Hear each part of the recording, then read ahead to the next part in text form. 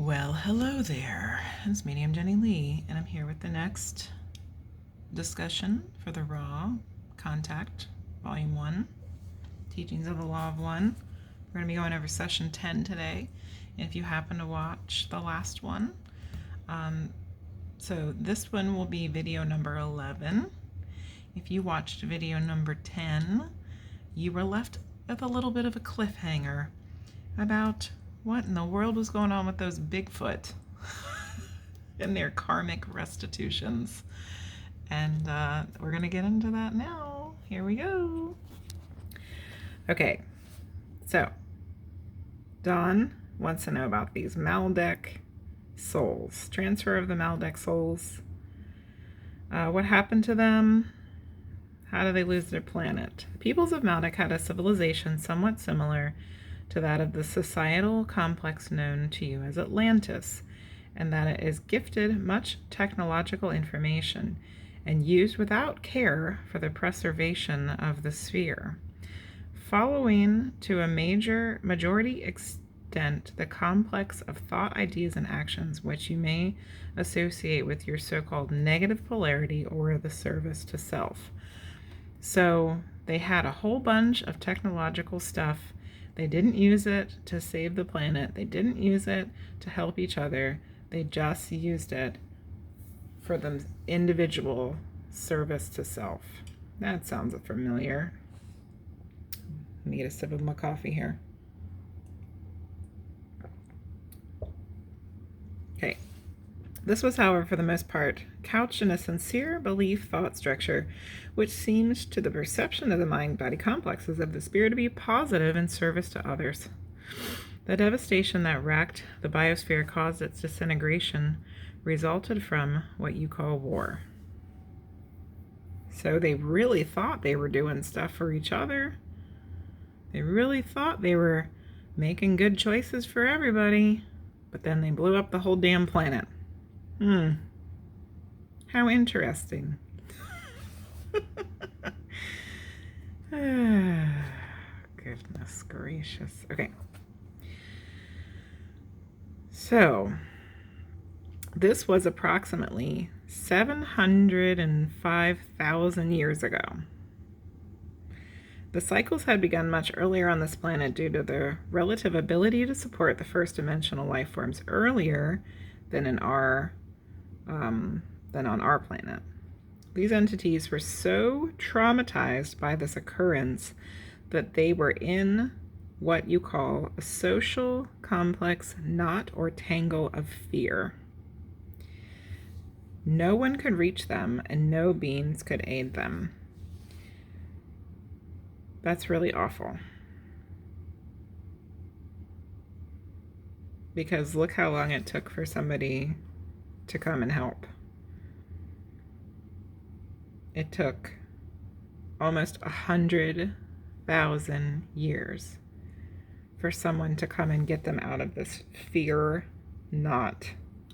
How awful. How completely awful.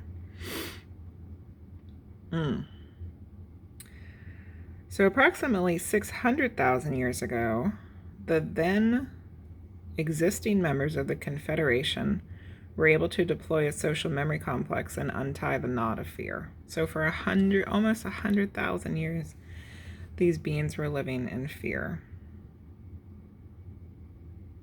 Wow.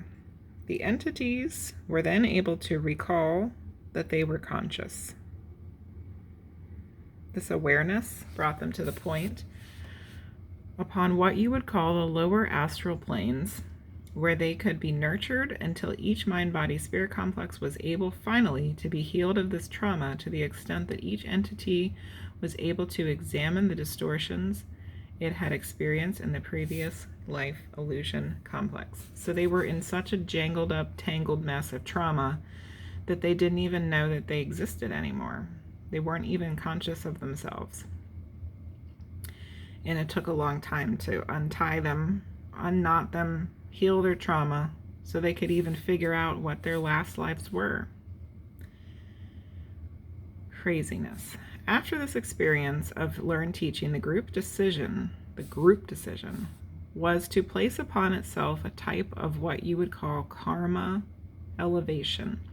For this purpose, they came into incarnation upon your planetary sphere in what were not acceptable human forms. This, then, they have been experiencing until the distortions of destruction are placed by distortions toward the desire for a less distorted view of service to others. Wow. Wow. So, to summarize all of this, the people of Maldek were self-serving. They had technology, and they didn't use it to help themselves or anybody else. Well, they were using it to help themselves, but they weren't using it to help each other, and they weren't using it to help their planet. They completely destroyed their planet. Their souls were completely lost to fear and trauma. For almost 100,000 years, they're just existing in this state of limbo, like a purgatory. And then finally, the people, the entities from the Confederation go and get them, help them, heal them. And when they come out on the other side, they're so upset with themselves that they decide that they basically are putting themselves, they're like putting themselves in like this ridiculously long time out, basically. They've put themselves in the corner in a timeout until they can think about what they've done and figure out how to do it better next time. And the way that they did that was by coming to Earth in the form of these Bigfoot. Remember, the ones that we can see more readily available to us? They came to Earth to be in these non-acceptable human forms so that they can work through their karma until they figure out how to be less destructive and serve others. Holy crap. That's crazy. That is crazy. Talk about karma. Talk about karmic restitutions and having to go through some stuff. Can you imagine? That's some crazy stuff. Since this was the conscious decision of the great majority of those beings from Maldek, the transition to this planet began about 500,000 years ago. And the type of body complex available at that time was used. Wow. Having another sip. And it was the ape type. And have any of the Maldek entities transformed now? Are they still second density, or are they forming third density? Consciousness of these entities has always been third density. The elevation mechanism was designed by the placement of the consciousness in second dimensional physical chemical complexes which are not able to be dexterous or manipulative to the extent which the appropriate workings of the third density distortions of the mind complex. What? They've always been third density, but their bodies are basically saying something about the placement of the consciousness in the second dimensional body is not manipulated to the extent which the appropriate to the workings of the third density distortions of the mind complex. Okay, so the consciousnesses, the souls, the entities, the spirits are third density, but because they chose these second dimensional physical forms, the minds aren't able to function in the proper third dimensional way. Have any of these entities moved on? on the graduation at the end of the 75,000 year cycle. Many of the entities were able to remove the accumulation of what you call karma, thus being able to accept a third density cycle with a third density body. Most of these beings, so succeeding, have incarnated elsewhere in the creation for the succeeding cycle in the third density. As this planet reached third density, some few of these entities became able to join the vibration of the sphere in the third density form. There remain a few who have not yet elevated, though the mind-body-spirit coordination of distortions the previous action taken by them. Therefore, they remain. Are these the Bigfoot you spoke of? They are one of the type of Bigfoot. So it sounds like 500,000 years ago when they came, they weren't necessarily the Bigfoot then. They were part of the ape world. They came into the ape bodies. But the ones that are still left, still trying to work off their karmic debt, are what we think of as Bigfoot, which makes sense. That makes more sense. I don't know if 500,000 years ago there was any Bigfoot, but we don't really know a whole lot about Bigfoot anyway, so who knows? Then our present race is formed of a few who originally came from Maldek and quite a few came from Mars. Are there entities here from other places? There are entities experiencing your time-space continuum who have originated from many, many places in creation. For there is a cycle change. Those who must repeat then find a planetary space sphere appropriate for their repetition. It is somewhat unusual for a planetary mind-body-spirit complex to contain those from many, many various places. Ra uses the word loci. That means places.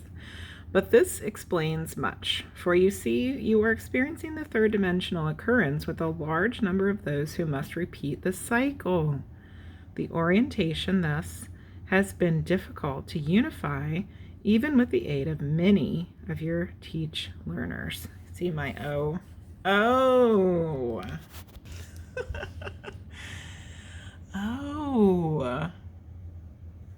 So we have, once again, a big hodgepodge conglomeration of entities from all over the universe. And the reason why they come here is because it's a great place to have to learn a bunch of lessons. Do you feel that in the core of your soul? I know I do. It's a great third density sphere right now to have to repeat shit you didn't learn before. And because there's so many different entities here from all over the place, it makes it really hard to get everybody in the same page. Oh. Is that why? Is that why we can't get our shit together? Oh. It's all making sense now, people. It's all making sense. When Maldek was destroyed, did all the people of Maldek have the problem, or were some advanced enough to transfer to other planets? In the occurrence of planetary delusion, none escaped, for this is an action which redounds to the social complex of the planetary complex itself. None escaped the knot or tangle. How frickin' sad is that? Every being, every entity, every soul on that whole planet got scooped up into this crazy jumble of fear for almost 100,000 years, and they all had to be untangled and untraumatized and healed for another 100,000 years before they could come back into an existence. Wow. Let's not do that, people. Can we not do that? Can we get our stuff together enough that we don't do that? Please? Okay. Dawn's thinking the same thing I'm thinking. Is there any danger of this happening to Earth? We feel this evaluation of your planetary mind-body-spirit complex's so-called future may be less than harmless. What does that mean, Ra? Less than harmless? I don't even understand what that means. Maybe less than harmless. We say only the conditions of mind exist for such development of technology and such deployment. Wonderful. Great. Thanks for that. We got the mind, people that'll do it, and we got the technology that'll do it. Fantastic. It is the distortion of our vision understanding that the mind and spirit complexes of those of your people need orientation rather than the toys needing dismantlement. For not all things that exist are they part. Oh, goodness gracious. I can't talk no more. All right. 4, are not all things that exist part of the Creator? Therefore, freely to choose in your honor duty. So Ra's saying that it's not. I think Ra just said it's not guns, it's people. It's not the nuclear warheads, it's the dumbasses that'll push the button. So the people that would push the button need to get their shit together and not push the damn button. Because there's nothing wrong with the actual nuclear warhead. Oh, good Lord. Okay. See, this session started out really interesting with the whole Bigfoot thing. Rather sad, though. But now we're getting back into some scary stuff. But let's keep going. There's some really cool stuff at the end of this session. So hang tight. Hang tight. It's going to be okay. When graduation occurs and the entity or entities move to the end of a cycle from one planet to another, by what means do they get there? The first step of the mind, spirit, body, totality, beingness is to place its self in the proper place of light and love. This is done to ensure proper healing of the complex and eventual attunement with the total being complex. This takes a very variable length of your time space. So you got to get yourself into a place of light and love, and then you got to heal and get into the right mindset to become part of the whole. After this is accomplished, the experience of the cycle is dissolved and filtered until only the distillation of distortions in its pure form remains. At this time, the harvested mind-body totality beingness evaluates the density needs of its beingness and chooses the more appropriate new environment for either a repetition of the cycle or a moving forward into the next cycle. This is the manner of the harvesting, guarded, and watched over by many. That's a lot of words. So after an individual finds light and love, they heal, they become attuned to be part of a whole, then they have to sort through everything and decide whether they're going to do it again or whether they can move up. And lots of people are helping with that. When the entities move from one planet to the next, does he move through thought or a vehicle? The mind, body, spirit, totality, beingness is one with the Creator. There's no time or space. Therefore, it is a matter of thinking the proper locus or location in the infinite array of time spaces. So thought. When an entity is incarnate in the third density, may he either learn without consciously knowing, or he may learn after he is consciously aware that he is learning the law of one. The second way is it possible for the entity to greatly accelerate their growth? So Don's asking, if you know about the law of one and you're willing to learn it, can you learn it faster? Yes. then although many entities are not aware of this, what they really desire is the acceleration of their growth. And it's their job to discover this while incarnate. Is it correct that they can accelerate their growth much more while they're incarnate than in between incarnations? Excellent question, Don. Excellent question. Correct. We shall speak upon this concept.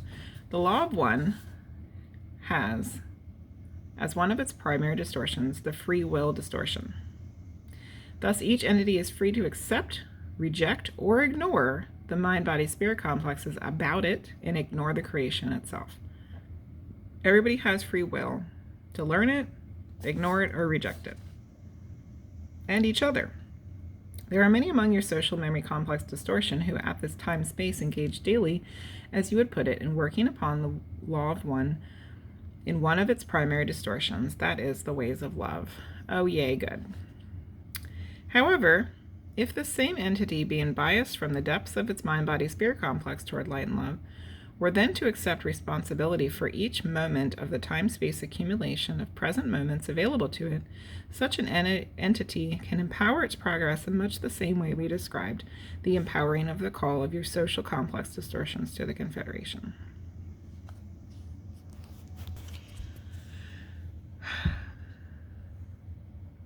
So,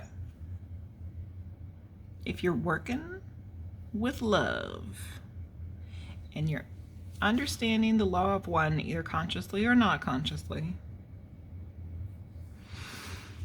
if you can accept responsibility for each moment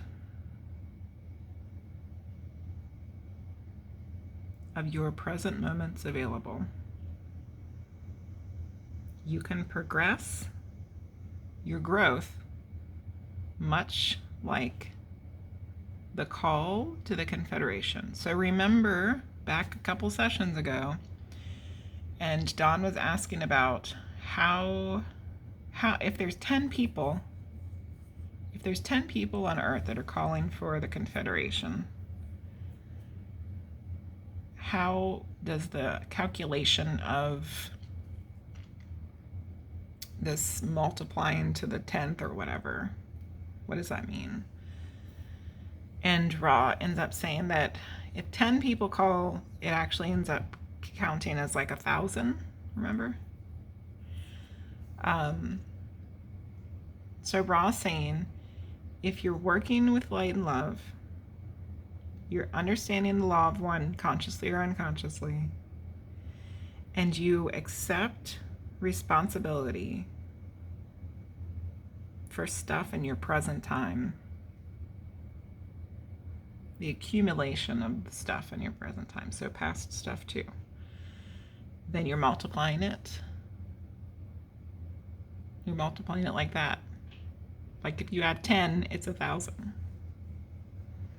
How lovely. How lovely. When you state, would you state it in a different way, how you empower this call? We understand you to speak now of our previous information, the call being with one. This call is equal to infinity and is not, as you would say, counted. It is the cornerstone. First call is the cornerstone. The second call is added. The third call empowers and doubles the second, and so forth, until each additional caller doubling or granting power to all the preceding call. Thus the call of many of your peoples is many, many powered and overwhelmingly heard to the infinite reaches of the one creation.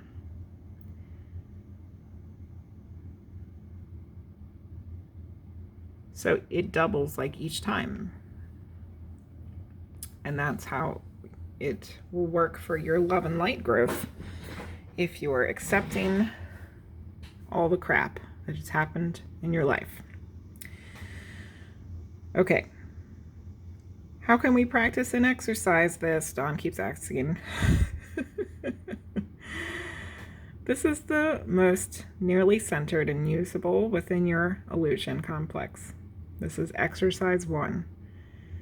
It contains love. That the lesson goal of the illusion of density. The exercise is to consciously seek that love and awareness and understanding distortions. love and awareness, and understanding the distortions. The first attempt is the cornerstone. The first time that you try to understand self with love is the cornerstone. Upon this choosing rests the remainder of the life experience of an entity. Second seeking of love within the moment begins the addition. The third seeking powers the second, and fourth powering or doubling the third. As with the previous type of empowerment, there will be some loss of power due to flaws within the seeking and the distortion of insincerity. However, the conscious statement of self to self of the desire to seek love is so central of an act of will that, as before, the loss of power due to this friction is inconsequential. So the first exercise in getting this growth is to come to things with love, understand the distortions of which we are placed upon as human beings in our time-space continuum and spirit-body complex. And the first time you do it is the cornerstone of which you can build all the other times. The second time begins the addition. So the first time you laid the foundation, the second time you're starting to build. And every time you do it, every time you try, every time you come at things with love and understanding our distortions and accepting your lot, accepting your life, accepting the bad, the good and ugly, is going to grow it. It's going to double it every time, your growth. But if you do it, if you come at it with insincerity, so if you're trying but you don't really mean it, you're going to lose a little bit of that power. But if you keep doing it, that little bit of loss won't matter. Sounds good. Exercise 2, the universe as one being. When a mind-body-spirit complex views another mind-body-spirit complex, see the creator. This is a helpful exercise. Let me get a sip of my coffee. When you see somebody else, something else, animal, bird, butterfly, human, see it as part of the creation. Not just of the creation, but having a spark of the creator in it. Exercise 3, look in the mirror. See the creator. Know that you are a spark of the original thought, and so is everything else. Exercise 4, gaze at the creation which lies about the mind-body-spirit complex of the entity. See the creator. So look around you. Every single thing, from the speck of dust to your laptop screen to your favorite crystal to your favorite pet to your favorite person and everything else things you don't like. It's all part of the creation. It's all part of the original spark. It's all the creator. The foundation or prerequisite of these exercises is a predilection toward what you may call meditation, contemplation, or prayer. And that's been my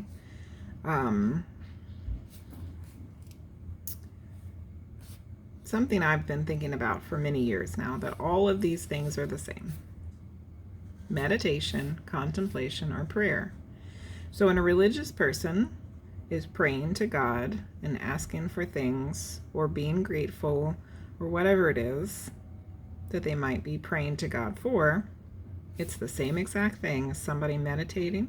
It's the same exact thing as just thinking about something and trying to understand it. We're all doing the same thing. With this attitude, these exercises can be processed. Without it, the data will not sink down into the roots of the tree of mind, thus enabling and ennobling the body and touching the spirit. So you can do all these exercises, but if you don't actually stop and think about it, pray about it, meditate on it, it ain't gonna stick. Now here we get to the fun part of session 10. Ha! No more nuclear war talk, people. Well, not for our future anyway. What about Atlantis and Lemuria? What about Atlantis and Lemuria? Let's find out. This will be the last question that we can do for Carla today. The civilizations of Atlantis or Lemuria were not one but two. Let us first look at Mu. The Mu entities were from Lemuria. They are beings of somewhat primitive nature, but those who had very advanced spiritual distortions. The civilization was part of this cycle, experienced early within the cycle at a time of approximately 53,000 years ago. It was a helpful, harmless place which was washed beneath the ocean during a readjustment of your sphere's tectonic plates through no action of their own. Now, my friend Charity and I had just gone through and read a whole bunch of stuff about Lemuria, and one of the websites said that it got in a war with Atlantis and that they both blew each other up, basically. That is not what Ra is saying. Ra is saying that the Earth just took it out. And to me, that feels a little more true, I believe. So, the surviving people reached many places in Russia, North America, and South America. The Indians, of whom you have come to feel some sympathy in your social memory complex distortion, are the descendants of these entities, so Native Americans in North and South America. Like the other incarnates of this cycle, they came from elsewhere. So now this is where the stuff gets really interesting. The particular entities were largely drawn from a second density planet which had some difficulty due to the age of its sun in achieving third density life conditions. This planet was from the galaxy Deneb. Perhaps I'm saying that right. So I looked that up, and here's what I found. Deneb is the first brightest magnitude star in the constellation of Cygnus, the Swan. So the Swan constellation. It's the 19th brightest star in the night sky. It is a blue-white supergiant, which means if it's a supergiant, it would definitely cause any nearby planets to not be hospitable anymore. The head of the Northern Cross in the configuration known as the Summer Triangle, and its distance to Earth is unknown. We can't really figure out how far away it is. So here's the constellation, the Swan constellation, Cygnus, and Deneb is the top. It's the top.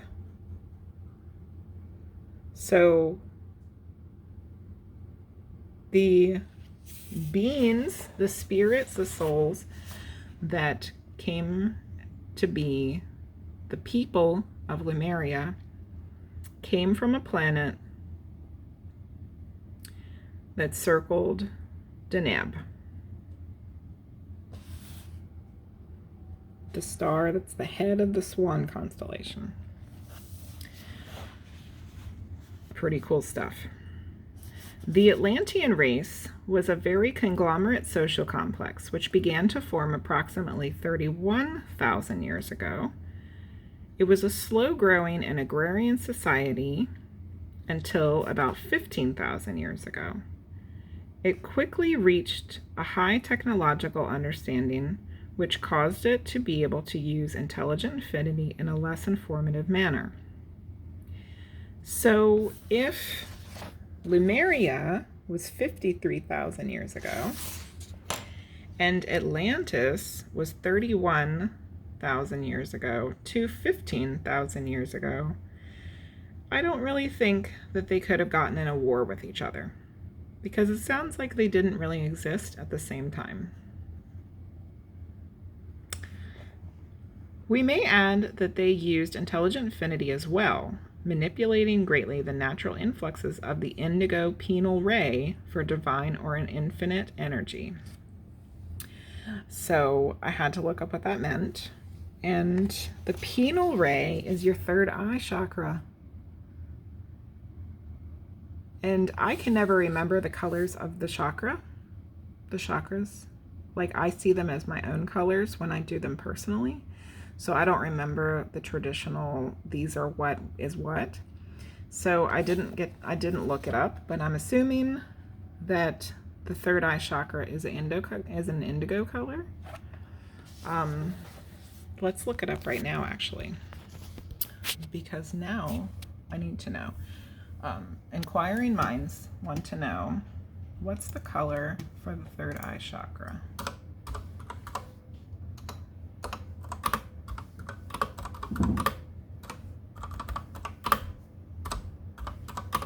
I'm sure some people watching this would definitely know the answer to that. But since none of y'all's here right now, I'm going to have to do it myself on the Google. Purple. The third eye chakra color is purple. Well, look at that. Purple is a very mystical and magical color that represents wisdom. The third eye is all about connecting to your intuition and inner vision. Having a clear and open third eye chakra can help you see the world in a whole new way. So,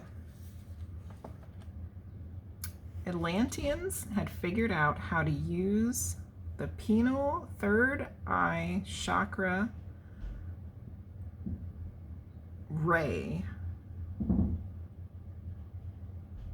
which also happens to be purple or indigo. And I was looking at a website, an article or whatever, something when I researched this, that says that we actually physically make a ray of energy that comes out of our third eye, but that it's usually so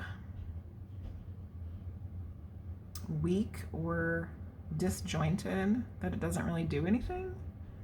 So Ra is saying that the Atlanteans figured out how to use that ray of energy that comes out from the third eye, that also happens to be purple color, to do crazy stuff.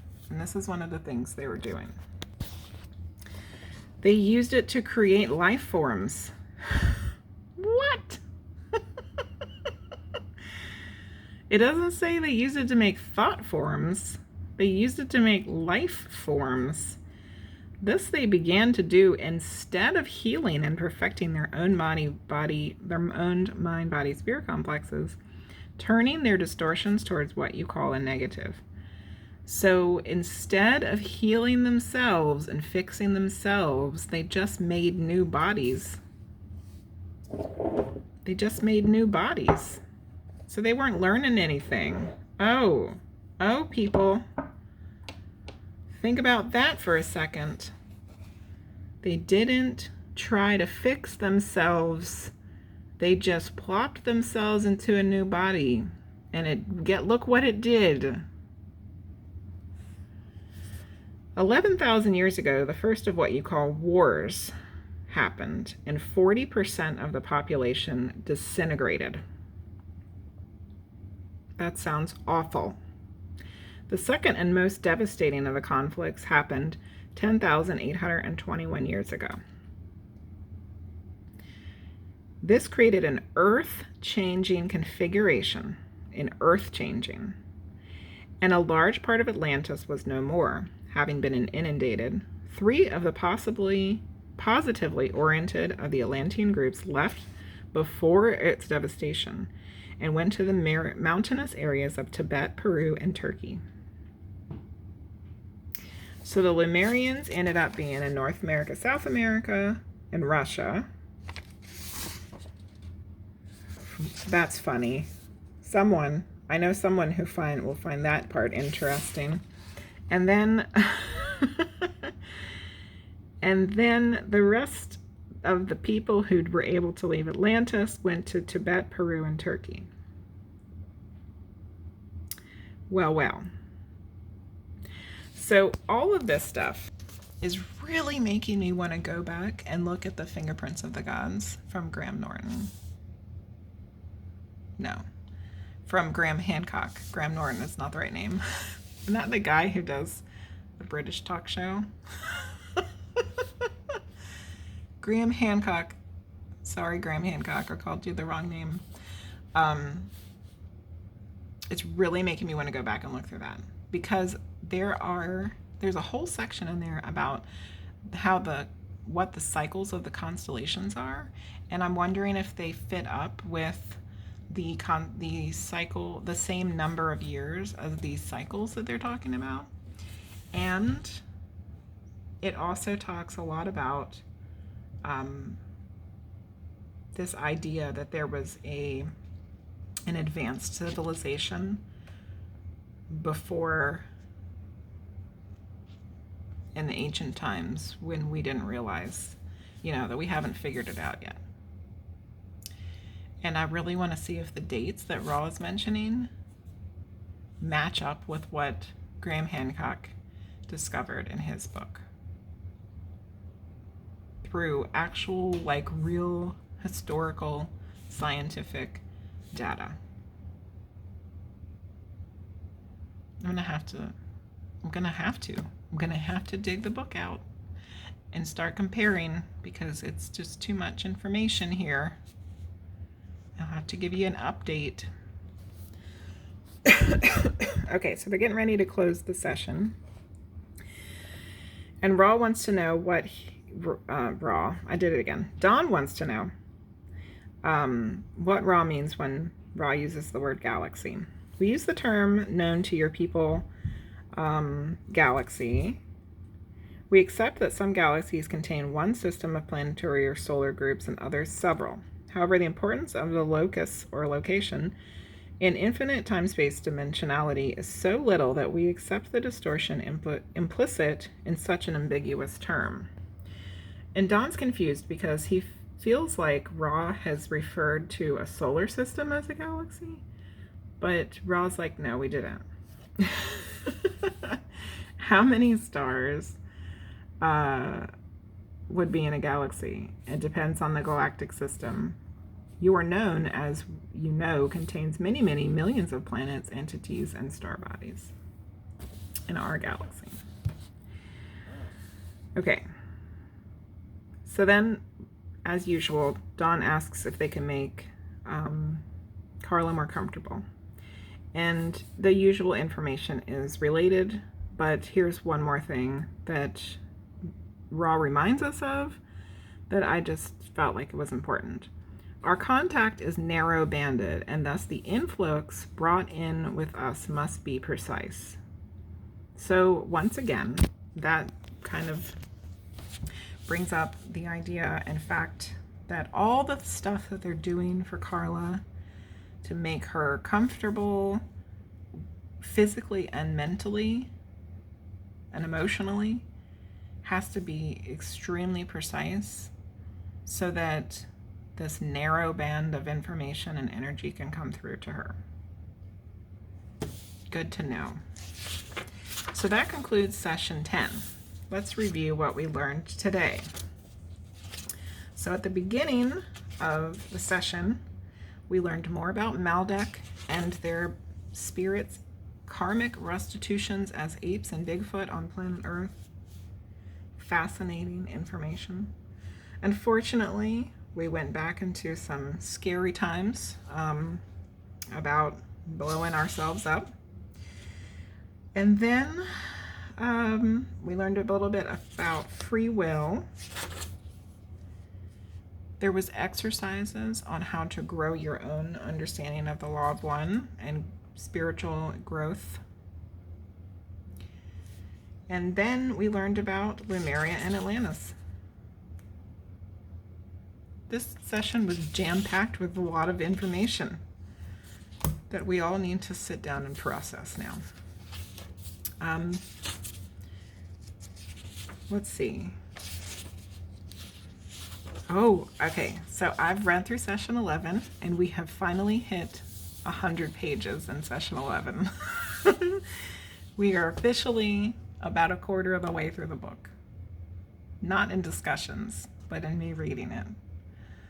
Wow. This is going to take forever. Okay.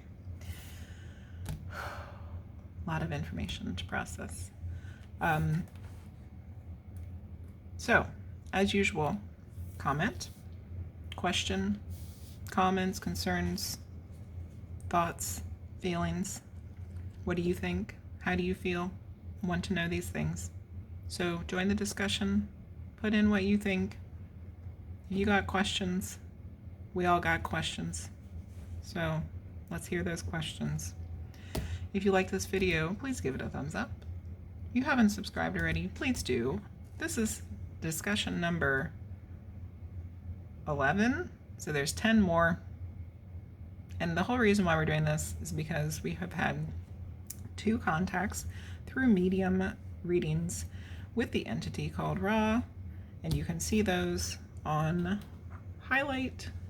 Twitch highlights, first and second contact.